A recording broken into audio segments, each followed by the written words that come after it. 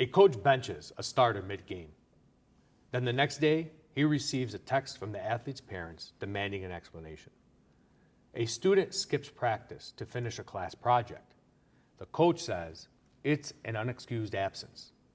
The parents call it academic priorities. And somewhere in between, the team suffers. Welcome to the new reality of school sports, where boundaries blur, roles shift, and the sidelines are more crowded than ever. This isn't just about wins and losses. It's about who's really in charge and how today's culture is forcing school athletics to adapt or fall apart. That's the conversation we're having today. I'm Dr. Mosallam, and this is District Discourse.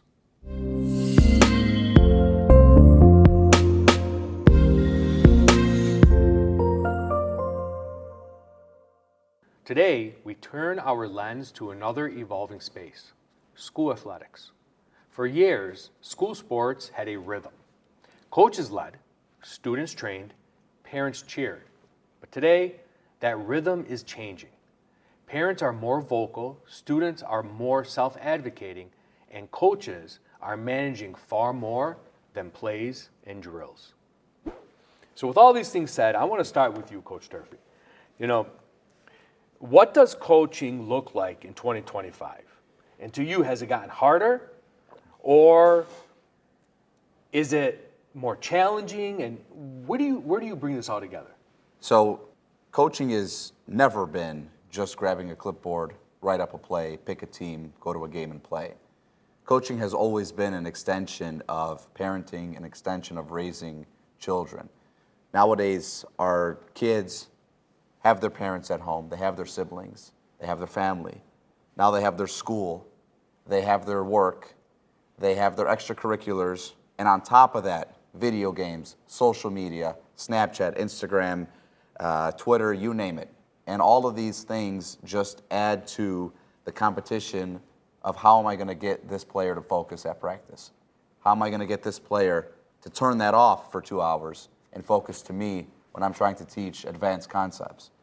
So coaching, I think, is still the same, but the competition that we have for the attention and the care of our players has increased. And it's up to us to adapt to bring coaching up to speed where, maybe if they're going to be on the phone for a few hours after practice, why don't I send them plays so they can look at it instead of, buzzing around social media?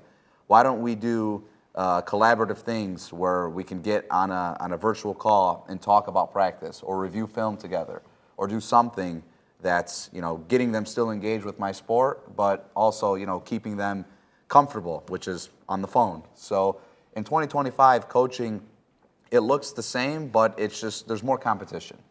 Eventually, everybody that wants to play, that wants to work hard, will still do it, and it's up to us as coaches to deliver the coaching message just in new and innovative ways. I want to take that sentiment. You brought up something I think is very important, the aspect of the parents, and how parents play a role. And Mrs. Maroue, being a parent of, 2 student athletes and growing up around athletics yourself, where do you see parenting in athletics today? And you can even talk a little bit about your experiences from when your children were playing AAU to now being in the school realm. Like, what are you seeing as a challenge as a parent in order to help your children understand the importance of what they need to do? So in AAU, I feel like it was more for fun. It's a challenge. You get out there, you really work hard. The older you get, I think AAU is a lot more challenging. Now for the athletic department and like school-wise, I feel like my kids have come a long way. They had to earn it, and I'm that mom that I'm probably a very low percentage of what the community thinks, but I've never came up to somebody and, hey, my son deserves to be. Even if I felt that way, I sat back and I pretty much watched what happened, and my kid can prove himself. So it's a challenge. It's different. Not all coaches are mentors, but we have had some great coaches come along that have changed that aspect. I want to just ask you if you can go a little bit further on one thing that you mentioned. What was the hardest thing for you as a parent to not do that it was to make your son better? To give my opinion. I had to really just, even when he'd come home and say, hey, Mom, I feel like I deserve that. Okay, so prove it.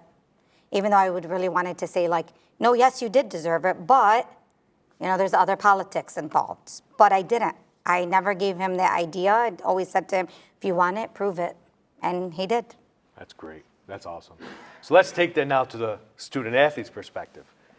I can sit all day long and say and try to empathize with you because I was a former student athlete. But I know today is different than in the 1990s. Yeah, I'm giving you my age.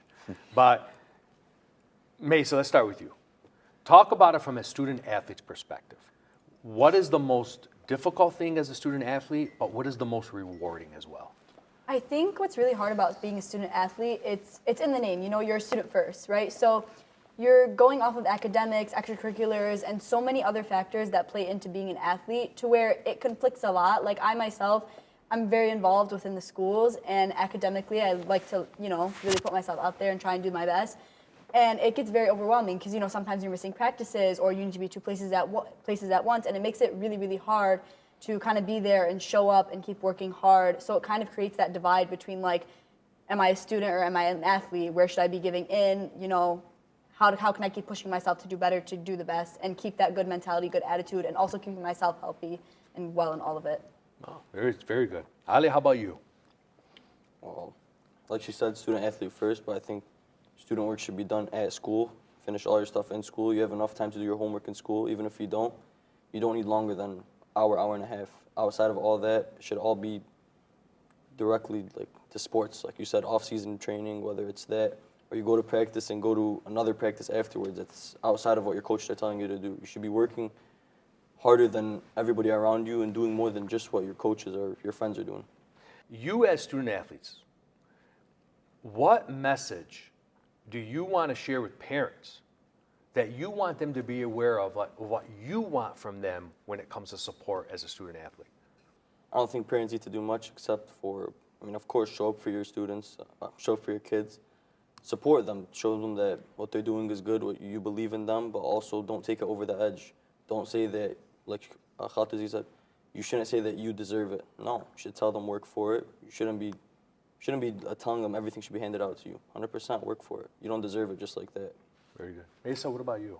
I feel like a lot of parents have the mentality too of like they always want to prioritize their kid, and I feel like it plays into like harming other athletes or harming other students there, because so many parents prioritize the fact that like, well, my kid does this, this, and this, and they do this outside of the Crestwood soccer, like they do this soccer, and they work so hard, so why is this person getting it over? But it's like you aren't at the practices with us, right? So you don't see that, sure, maybe this girl isn't the best player, but is she working hard? Is she showing up? Is she giving the time and effort with a good mentality? Like those are the things that matter a lot, and I feel like parents really overlook that because, again, they're only coming to the games. And a lot of parents don't even show up, and if they do, a lot of times, they're being very vocal on the field, speaking out towards coaches, speaking out towards students, and it kind of affects students when we're playing, and what are we going to listen to from the parents? Is the coach going to listen to the parents? Because it really creates that kind of divide, and so I really just want parents to be able to show up, come to the games. If your daughter's not playing, if your son isn't playing, like maybe there's a reason why, and if you really need to have that conversation with the coach, ask them how our practice is going, like what's going on. There's just so much more behind the scenes that parents don't see, I think. I think that's a great segue to you, Mrs. Maroue. Yes. Because I think this young man, this young lady here, student athletes, leaders, representatives of our district, said it very well. But as a parent, if you were to take what they just said and you had a group of parents around you, and I'm going to come to you, Coach, because I know you got something you want to say, and you were going to tell some parents, hey, you need to make sure you're only doing this. What are those things that they should only be doing? Don't talk to other kids. Let the coach. You be a parent. You cheer them on. Me personally, all the kids are my kids. They know. I'm there for everybody. The kids, if it's my son or if it's Ali or if it's Maysa, I'm going to cheer everybody on. And if my son is wrong when he gets home, I'm going to tell him, no, but you did 1, 2, 3 wrong. But I'm not going to go to the coach. My son has a question, he can go ask the coach what he did wrong. That's between him and his coach. Talking about other kids while your kid is on the court, and if it's about my kid, it upsets me. So, I sit by myself. Everybody knows that at the games. It's just better that way. Because I'm not the type of person that you should put any kid down or think that I don't care how good my kid is. That's for me. Not for everybody to say, oh, my kid is better than this kid. Nobody's better than anybody. And everybody, one person can be an amazing shooter, another person can have better defense. It all plays itself out. It's a team, and it takes everybody to do it. The parents should first and foremost want to love and support their kids as their kids, not as themselves. One of the biggest problems that I've seen in my years coaching is parents of this generation try too much to live vicariously through their children. And that comes out in the form of being overly aggressive with their kids and their performance, being overly aggressive with their attention to what the coach is doing with respect to their kids, investing money into training and advanced leagues and equipment and all. So parents are doing these things a lot of times in a way that is compensating for something that maybe they wanted to experience when they were playing. They never got an opportunity to. So as far as what parents, shouldn't do is don't put your burden on your children. Let your children grow up organically. Let them have their fun. Let them make their mistakes. Let them have their successes.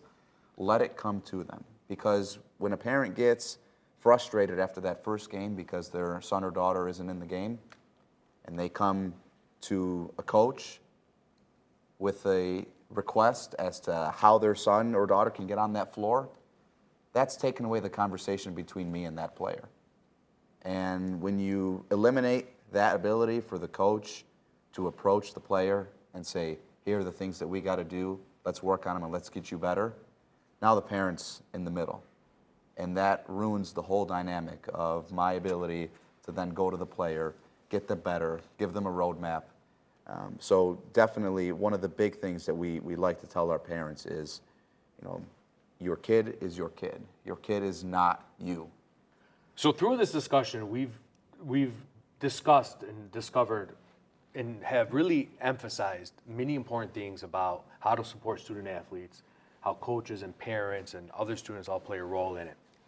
So I'd like to do something where I want to give each of you an opportunity to talk about one change that would make things 10 times better, not only for our student athletes, but for parents, for coaches, for the entire programming. So let's start with you, Maysa.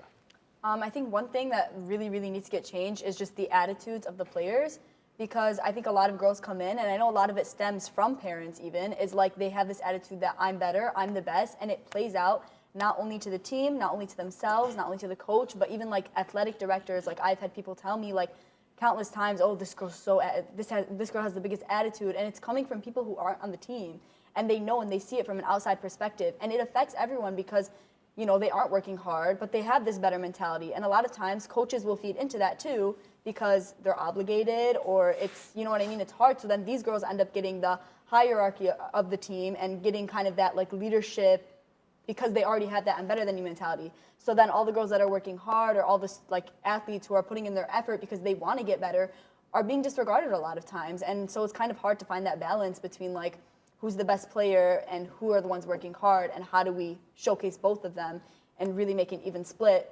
And I think if the attitudes change throughout everyone, like it could be a lot easier to do that.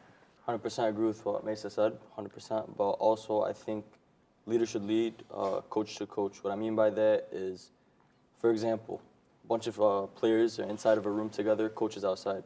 Those kids shouldn't be messing around, screaming, yelling, whatever it is. And as soon as a coach steps in, that's when they all get quiet and sit down. There should be, all those players together should be in a room. They should be silent by themselves. They should be working by themselves. It shouldn't be a big crazy mess in a room just because the coach isn't there. The coach should come into that silentness. He should be like, I trust my players. I can step out for a minute, write up a play, whatever it is. The kids can lead themselves. The coach can coach. It all works together. We have to eliminate the culture of competition from within. And it's twofold. It's players competing with themselves, and it's parents competing with each other.